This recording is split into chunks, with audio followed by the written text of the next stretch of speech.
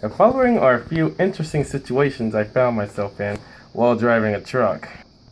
So I was driving in Texas, it was nighttime, and because my night vision isn't the best out there, I was driving a little bit slower than the speed limit just to be on the safe side. A truck pulled up behind me, and he was too impatient to just stay behind me, so he tried to pass me. This was on a two-way highway. I look in my side view mirror and I see a truck on the left side of the road, so I slow down to let him pass, just in case, because there is always the possibility that there are cars headed in the opposite direction on these types of roads. When the truck gets past me, he sees that there are cars approaching him on the oncoming lane, and he panics. And even though I gave him enough distance that he could easily get in front of me, he just panicked. So he started stepping on the brakes to the point where I heard screeching. What he was trying to do was get back behind me. I really don't understand why he did this, because all he really had to do was make a simple lane change to the right. After he was stepping on the brake so hard that I actually heard screeching of the tires. After I get back in front of him, he gets back behind me. Texas has a weird idea of what the top speed limit should be on the highway. There, the speed limit isn't 65, not even 75, but 85 miles per hour. So, I was driving on the interstate, and a Class B truck pulled up behind me. So anyway, a Class B truck pulls up behind me and tries to pass me on the left. Now, I was traveling 65 miles per hour because even though my trainer's truck had a top speed of 75, he told me it's a waste of fuel to go any faster than 65 or 70 at the most. So, this guy's passing me traveling at, it seemed to be either 75 or 80 miles per hour. Right before he disappeared into the horizon, I noticed he seemed to be losing control of the vehicle. He slid this way, and then that way, and then that way, and then he finally slid off onto the emergency lane.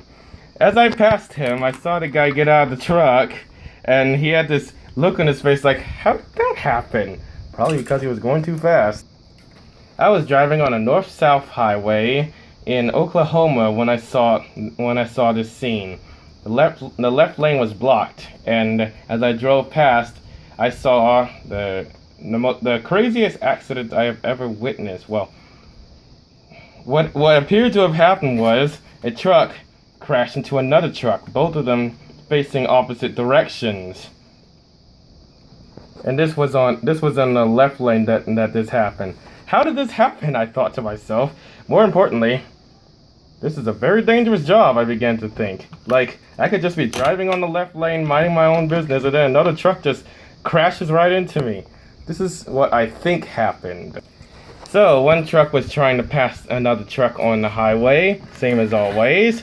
But the problem is, the truck that was trying to pass this one was a sleepy driver.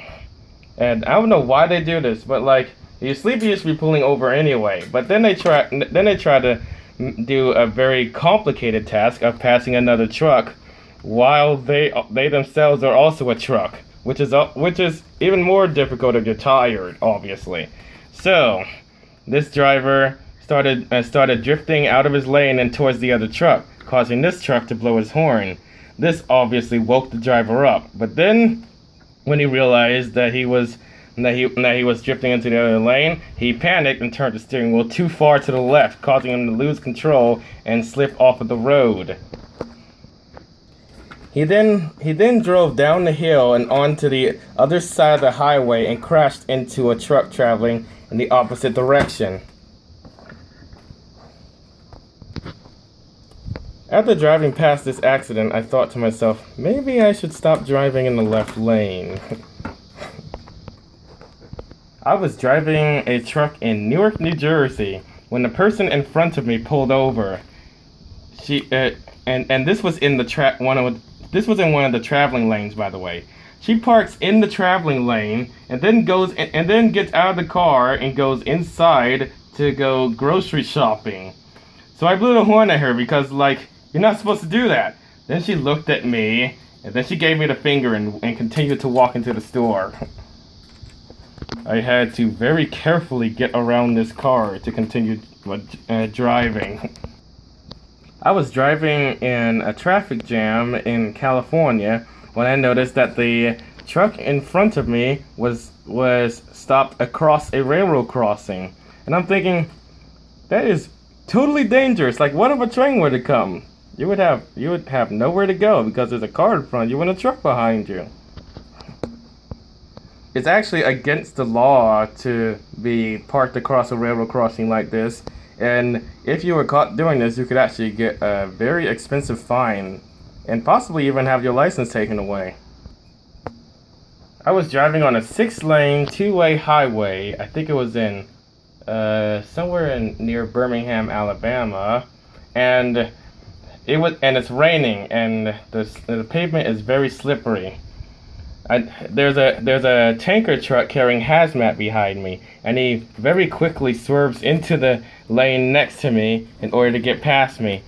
Then he almost hits the car that's in the lane next to me, so he swerves into the lane next to that in order to get around these cars, and he almost hits the crash barrier when he does that.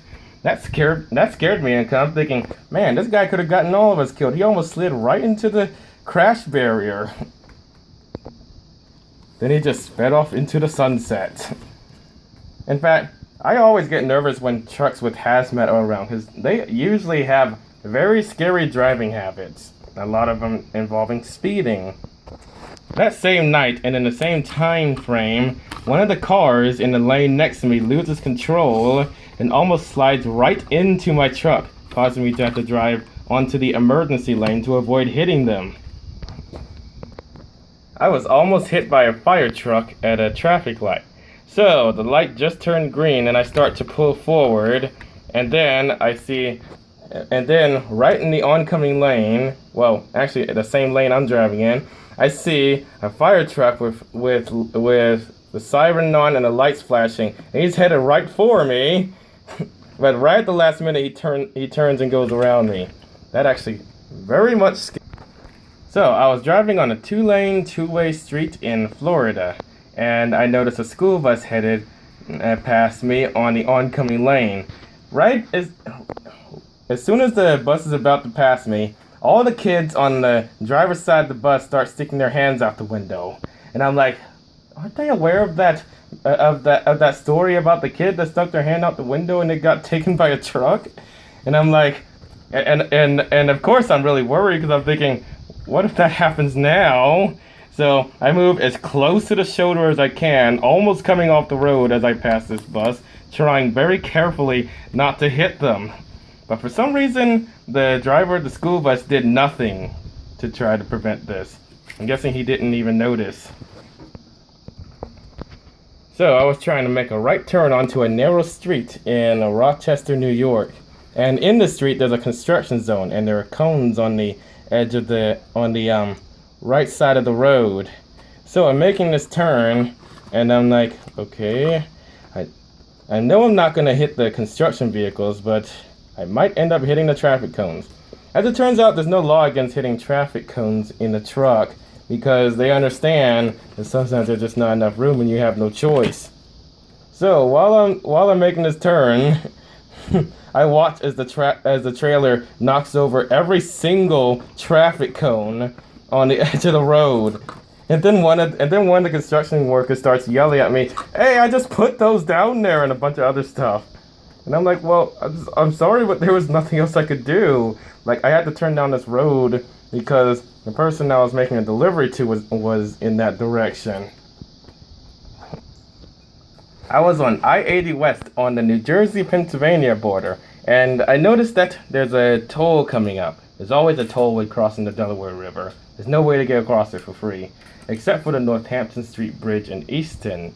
Anyway, I know that I have to get into the left lane in order to go through the Easy Pass lane. So I get into the left lane. A bunch of cars blow their horns at me because, obviously, people in the northeastern United States generally do not like having a truck in front of them. So I go through the easy pass lane and I try to get back on the right side because obviously I'm not getting in their way by choice. But a lot of these people are in such a hurry that even though they see my right turn signal on, they keep passing me on the right so I can't go anywhere. They just keep passing me endlessly. And eventually, a big enough gap opened up that I could get into the right lane. So I get into the right lane. One of the drivers of one of these cars gets really upset with the fact that I was in front of them for so long. So they drive up to the front of my truck and pull alongside me, and then they blow their horn and try to motion for me to roll down the window.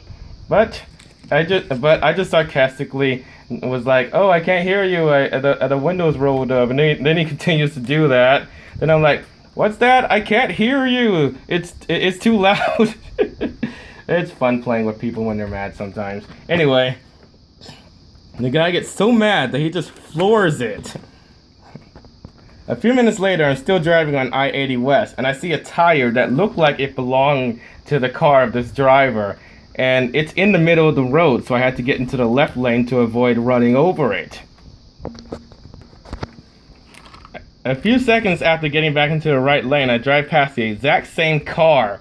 One of his tires was over here somewhere, another tire was over there somewhere, and the car was basically wrecked. And I'm like, what in the world did he do to that car in the short time that he's been driving that caused it to be like that? And I'm like, man, if you're that angry, you shouldn't be behind the wheel at all. There's a reason why they say not to drive when you're angry, and this is it. Apparently, you can end up destroying your entire vehicle as a result.